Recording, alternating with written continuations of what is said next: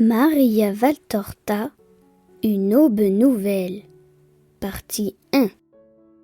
C'est la fête des tabernacles et tout le peuple d'Israël s'est rassemblé à Jérusalem. Ce jour-là, le prêtre Zacharie a été désigné pour offrir l'encens au Seigneur. Alors que la multitude des croyants se tient en prière au dehors, Zacharie s'avance seul à l'intérieur du temple. S'approchant de l'autel, il verse l'encens sur les braises chaudes. Aussitôt, une épaisse fumée s'en dégage. Il s'incline avec respect et récite la prière de bénédiction. À cet instant, une voix retentit. « La paix soit sur toi, Zacharie !» Zacharie sursaute. Lentement, il se redresse et en relevant la tête, il aperçoit un ange, au milieu de la fumée, à côté de l'autel. Il ressemble à un beau jeune homme, mais une grande lumière jaillit de son corps. « Sois sans crainte, Zacharie, ta prière a été exaucée. Ta femme Élisabeth mettra au monde un fils et tu lui donneras le nom de Jean. Il sera rempli de l'Esprit Saint dès le ventre de sa mère. Il sera un grand prophète et grâce à lui de nombreux cœurs se convertiront. Il préparera le peuple d'Israël à la venue du Messie. » Mais Zacharie n'arrive pas à croire aux paroles de l'ange. « Ma femme est trop vieille pour avoir des enfants. » pense-t-il tout bas tandis que 1000 questions se bousculent dans sa tête. Qui est-il ? Est-ce un ange de Dieu ? Un démon ? Comment le savoir ? Qui es-tu ? Lui demande Zacharie. Comment puis-je en être sûr ? Je suis un vieillard, et ma femme est vieille et stérile.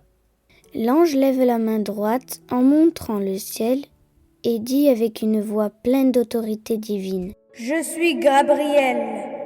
Je me tiens en présence de Dieu.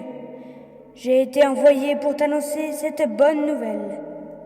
Parce que tu n'as pas cru, tu seras réduit au silence, jusqu'au jour où tout s'accomplira. » Puis l'ange Gabriel disparaît. Zacharie demeure de longues minutes en silence, stupéfait. Dehors, certains commencent à s'inquiéter car il n'est pas habituel que l'offrande dure si longtemps. Il a dû se passer quelque chose, se disent-ils les uns aux autres.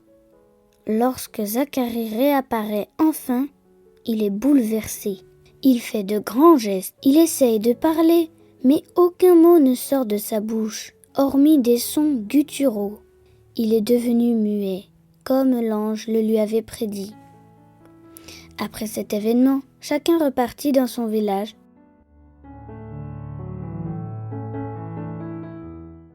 À Nazareth, comme chaque soir, Joseph avait pris l'habitude de venir voir Marie. Il lui racontait sa journée et elle l'écoutait.